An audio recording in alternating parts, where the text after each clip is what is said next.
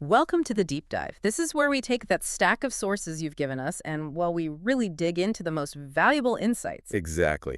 And today, we're looking at some excerpts from a book that made quite a splash, Rich Dad, Poor Dad by Robert Kiyosaki. It's definitely one people talk about. So our goal here, looking at the material you brought, is what? To unpack the core ideas. Yeah, pretty much. We want to explore the lessons in here, really understand these very different ways of thinking about money and work that Kiyosaki talks about. And pull out the key takeaways, the things that might, make you think a bit differently about your own financial path. Absolutely, because the whole book is built around this contrast, isn't it? Between his actual dad, the poor dad, Who was highly educated, right? very PhD, government Right. job, all that, and then his friend's dad, the rich dad, who was more of a self-made entrepreneur. So it really challenges that standard advice: go to school, get good grades, find a safe job. Totally. It pushes a different perspective, focusing hard on financial literacy and, crucially, on understanding assets.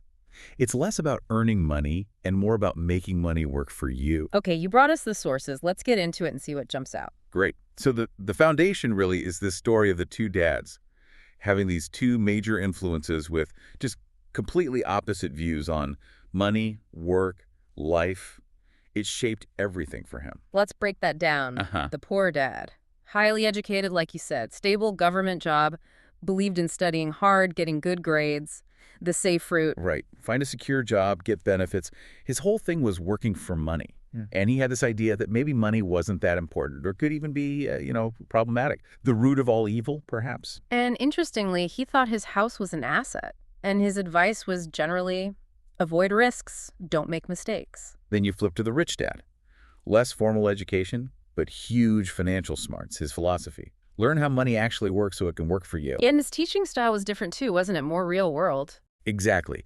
Lessons through experience, observation, not textbooks. He saw money as a tool, as power, and he actually encouraged calculated risks. Failure wasn't the end. It was a chance to learn. It's interesting how Kiyosaki, even as a kid, noticed something. He felt people weren't poor just because of their paycheck size. Yeah, he saw it was more about their thinking, their attitudes, and then the actions that came from that. Which is why, he says, from age 9, he decided he needed to listen to the rich dad when it came to money.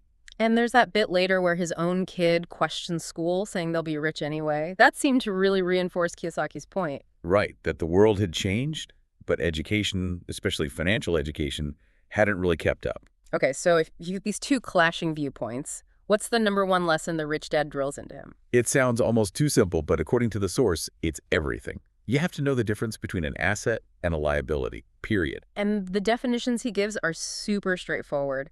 Assets put money in your pocket. Liabilities take money out of your pocket. Simple as that. The book uses those little cash flow diagrams, right, to show the direction. Yeah, they're very clear. Cash flows from an asset to you. Cash flows out from you because of a liability. And he makes a point about accountants maybe defining things differently, but that's not what matters for the average person. Exactly. He says it's not about the technical terms. It's about reading the story the numbers tell, the cash flow pattern. If you can't see how the money is moving, you can't tell an asset from a liability in practice. So looking at the two dads' finances through this lens, the educated dad, His picture looks like income basically equals expenses, and his liabilities are bigger than his assets. It's the picture of living paycheck to paycheck, essentially. whereas the rich dad, Income is greater than expenses. And crucially, his asset column is much bigger than his liabilities. Those assets are throwing off cash, covering his expenses, and then the extra cash gets plowed back into buying more assets. which leads to that core idea you mentioned. Yeah, it's maybe the most quoted line. Rich people acquire assets. The poor and middle class acquire liabilities, but they think they are assets. That's the fundamental gap in financial thinking he's pointing to. Okay, so acquiring assets is the goal.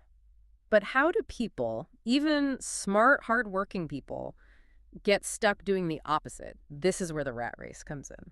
Right.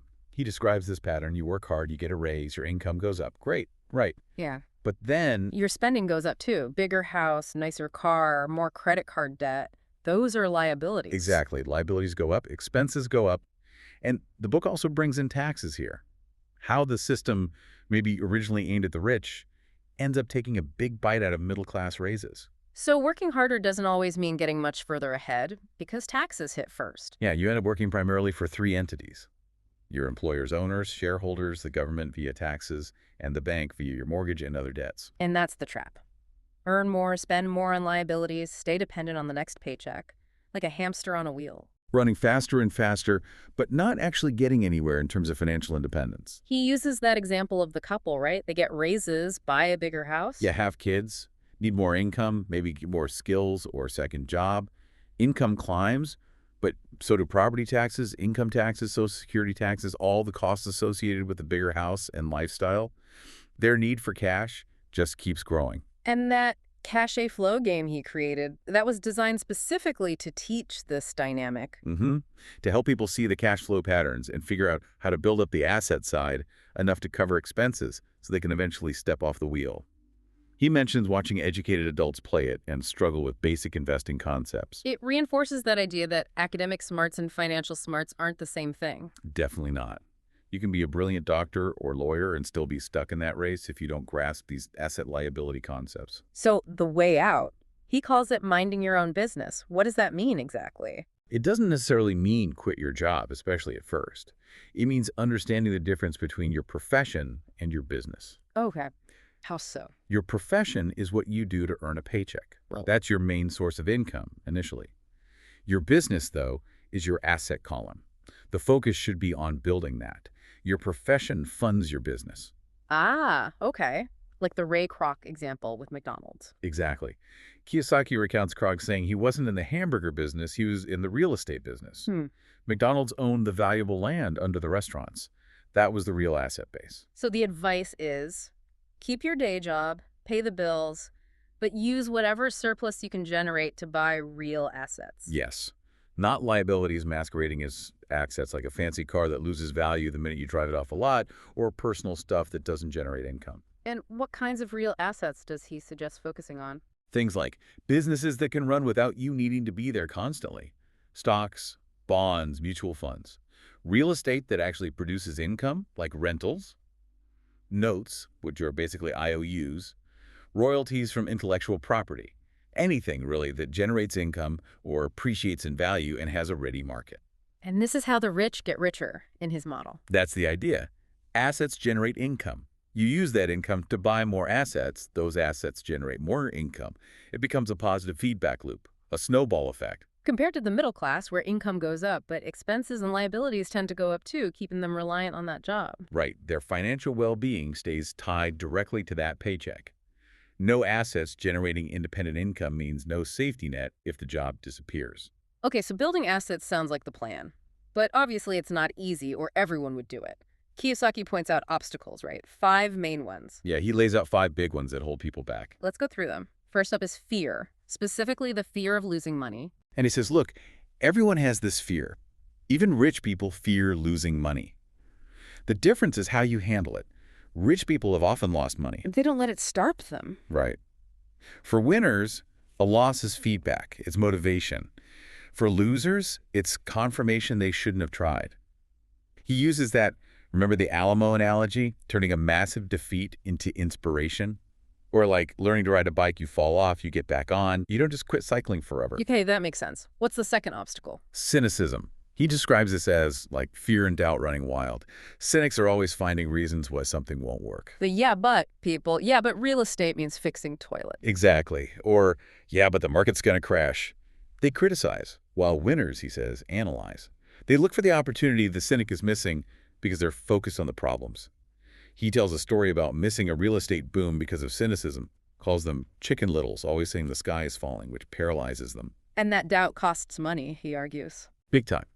Settling for a tiny return because you're too doubtful or scared to explore something with potentially much higher returns, even with calculated risk. Okay, obstacle 3, laziness, which seems odd because people in the rat race are often working incredibly hard. Yeah, but he frames it differently. It's often laziness masked by being too busy to manage their finances, too busy to learn about investing, too busy to look for opportunities. And the cure he suggests is a little greed. That sounds controversial. It does, but he clarifies. It's not about being selfishly greedy, but about allowing yourself to desire something better, that what's in it for me factor. fighting the conditioning that says wanting more money is bad. That desire can overcome the inertia, the laziness. Got it. Number 4, bad habits. Our lives are reflections of our habits.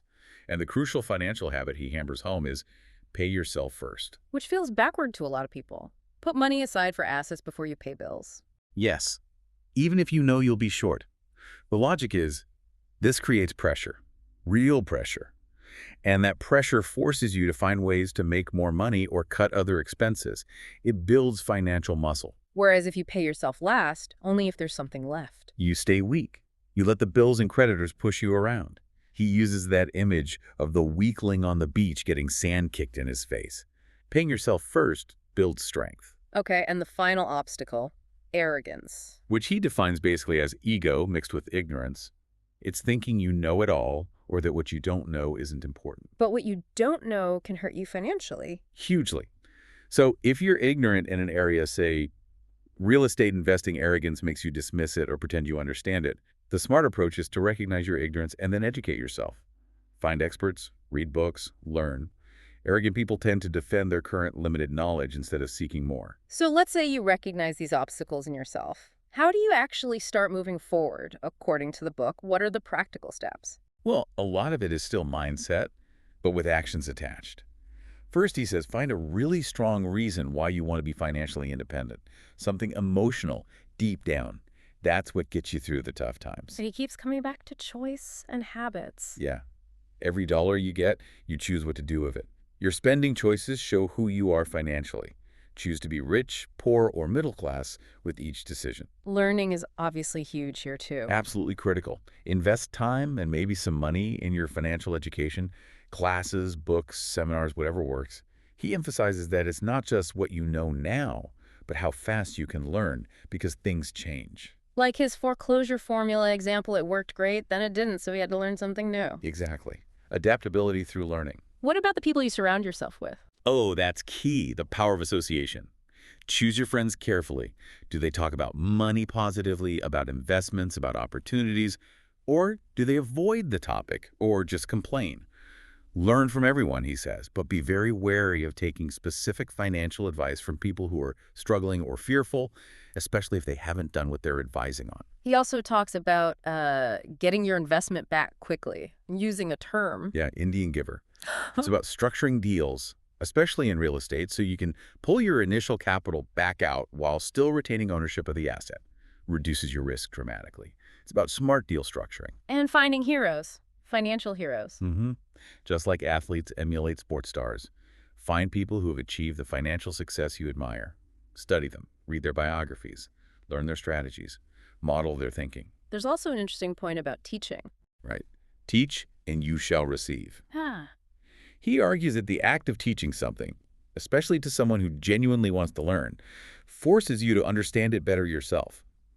It solidifies your knowledge and seems to attract more opportunities. Like when he helped his friend teach the son about investing. Exactly. And then there's just doing stuff, taking action. Yeah, you can't just learn. You have to do. In real estate, for example, make lots of offers. Don't wait for the perfect deal. Find the right price by actively engaging with the market. Use escape clauses in your offers so you're not locked in if things aren't right. He compares it to dating. He does. You can't just sit home waiting for the perfect person to knock on your door. You have to go out, meet people, make offers in a sense. Same with deals. And look for opportunities when others are running scared. Definitely. Shop for assets like you shop for groceries. Look for sales, for bargains. Market downturns are often the best times to buy, not the time to panic. Think bigger, too. Don't just look at what you can afford alone. Figure out how to buy the pie and cut it in pieces. Finally, he brings it back to needing broad financial intelligence. Right. Not just one skill. You need some understanding of accounting, investing, marketing, and law, plus management skills managing cash flows, systems, and people. Learning sales and marketing seems particularly important in his view. Crucial. He argues being too specialized can make you vulnerable, dependent on one employer or skill set. His advice, especially early in your career, is work for what you can learn, perhaps even more than what you earn initially. Gain the skills. Okay, so pulling all these threads together from the excerpts, it really paints a picture of two fundamentally different paths driven by mindset. Yeah, it's all about perspective. The poor dad perspective leads to working for money, accumulating liabilities. The rich dad perspective leads to making money work for you by acquiring assets. The actions flow directly from the mindset. And financial intelligence, that broader understanding of how money, markets, and business work, is positioned as the key to breaking out of that default rat race pattern. Even for people who are highly educated and successful in their chosen professions, academic success doesn't automatically translate to financial success in this model. It really highlights the importance of financial education in a world where that gap between the financially savvy and everyone else seems to keep growing.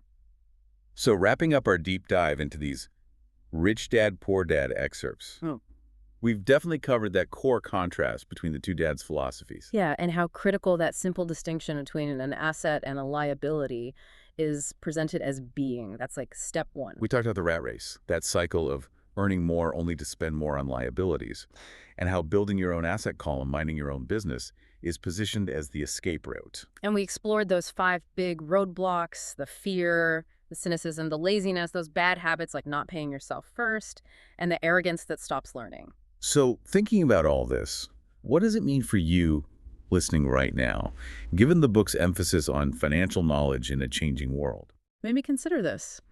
Kiyosaki's central argument is that the rich direct their resources toward assets that generate more resources, while others direct them toward liabilities that consume resources. Take a hard look. Where are your dollars actually flowing? Are they building something that pays you back or just draining away? It's definitely a lot to think about. Hopefully this dive into the source material you brought us has sparked some valuable insights for your own financial thinking.